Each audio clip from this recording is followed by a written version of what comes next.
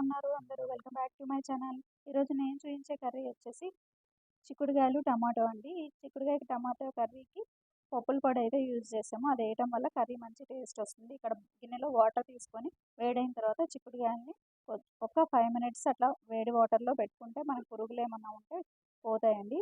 తర్వాత బాండీ పెట్టుకొని ఆయిల్ వేసుకొని తాలింపు దినుసులు అయితే వేసుకోవాలి. తాలింపు దినుసులు వేసుకున్న తర్వాత ఆనియన్స్, పచ్చిమిర్చి, కరివేపాకు కూడా వేసుకోవాలండి. పసుపు వేసుకుంటే పసుపు ఆయిల్లో ఫ్రై అయితేనే మంచి టేస్ట్ వస్తుంది అనమాట. పచ్చి వాసన అనేది పోతుంది. సో నేను ముందే వేసుకుంటాను. తర్వాత అల్లం పేస్ట్ కూడా వేసుకున్న తర్వాత ఫ్రై అయిన తర్వాత మనకి చిక్కుడుగాయలు పెట్టుకున్నాం కదండి, అవి వేసుకొని ఫ్రై చేసుకోవాలి. ఈ చిక్కుడుగాయల్ని ఒక 10 మినిట్స్ ఫ్రై చేసుకోవాలండి. మూత పెట్టుకుంటే తొందరగా మగ్గిపోతాయి అన్నమాట. తర్వాత టమాటాలు వేసుకోవాలి.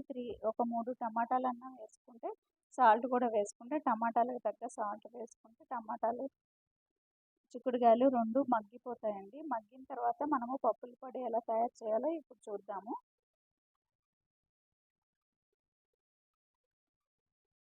ఈ పప్పుల పొడి కోసము ముందుగా పుట్నాలు తీసుకున్నానండి. పల్లీలైనా తీసుకోవచ్చు పుట్నాలు బదులు.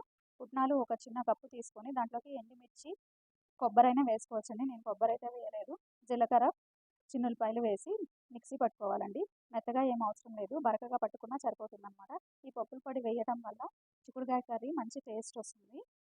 ఈలోపు మనకి ఇవి టమాటాలు, చిక్కుడుగాయలు మగ్గిపోతాయి. మగ్గిన తర్వాత దీంట్లోకి మనము కారము మన క్వాంటిటీని బట్టి, టేస్ట్ని బట్టి కారం వేసుకోవాలి. ధనియాల పొడి, జీలకర్ర పొడి అయితే వేసాము.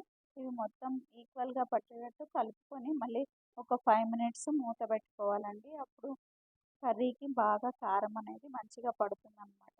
ఇవి ఫ్రై అయిన తర్వాత మనం ఆల్రెడీ చేసి పెట్టుకున్న పప్పుల పొడి చల్లుకోవాలండి. ఈ పౌడరు మనం ఫ్రైలోకి కావాలంటే ఎక్కువ పౌడర్ చల్లుకోండి, లేదా కర్రీలోకి కావాలి అనుకుంటే లైట్గా చల్లుకుంటే సరిపోతుందండి. కర్రీ కలుపుకోవడానికి కావాలంటే లైట్గా కలుపుకోండి. ఈ కర్రీ మీకు నచ్చినట్టయితే లైక్ చేయండి, సబ్స్క్రైబ్ చేయండి.